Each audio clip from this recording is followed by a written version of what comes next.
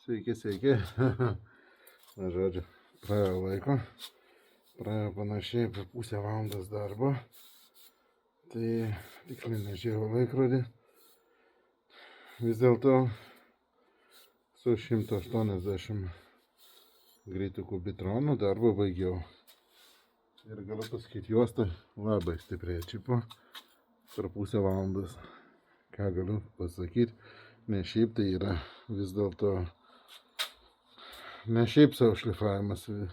Aišku, čia sunkiai apšvietimas, toks sunkiai matosi, reikia aiškesnio, bet tai gal matosi net hamono linija. O tokia, turiu omeny, tarp plienų minkšto ir kieto centre. Čia ne šiaip savo nušlifuoti, čia reikia abiejose pusėse palikti, kad būtų apytiksliai tiek gryno plieno, kad nebūtų minkštas plienas iki pat ašmenų. Tada peilis labai sunkiai pjauna.